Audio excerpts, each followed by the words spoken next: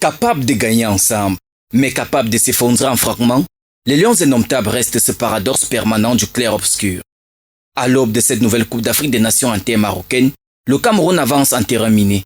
Plus de querelles de primes comme par le passé, officiellement, mais une crise bien plus profonde, plus sournoise, gangrène la tanière.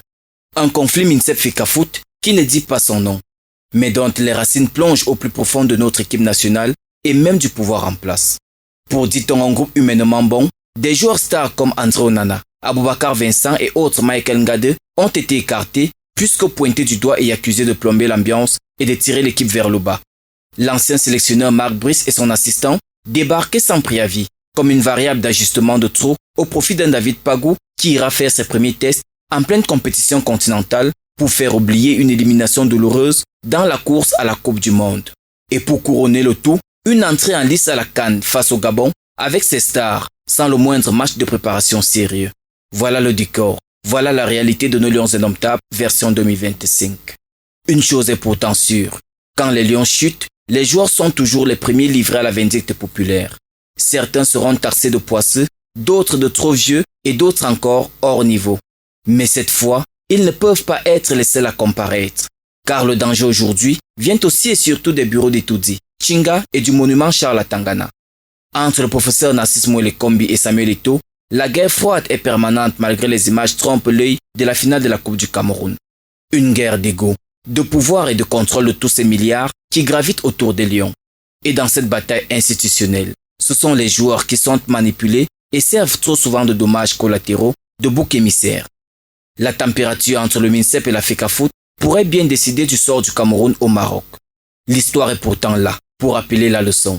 2010, Coupe du Monde en Afrique du Sud, naufrage.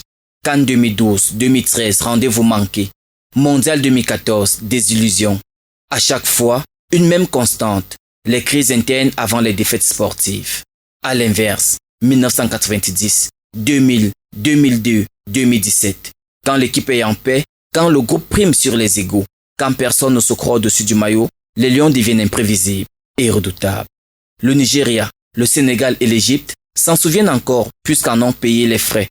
Mais au Maroc, la nostalgie ne marquera aucun but. Il ne suffira pas d'un groupe humainement bon, ni d'un discours mobilisateur. Il faudra un véritable projet de jeu, un plan clair, collectif, intelligent.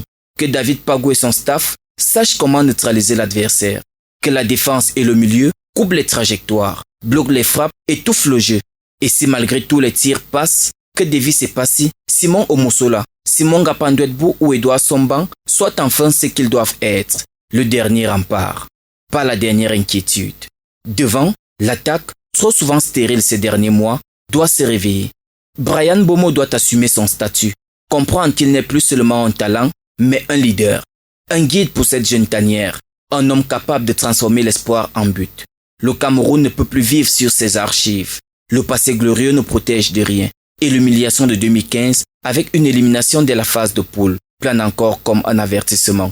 L'union sacrée autour de la tanière, une paix, même fragile, entre la Fecafoot et le Minsep, un staff soudé et autonome, des joueurs concernés, responsables et affamés. C'est à ce prix, et à ce prix seulement, que le Cameroun pourra rêver d'une 6e étoile. Sinon, cette CAN risque d'être une nouvelle autopsie annoncée.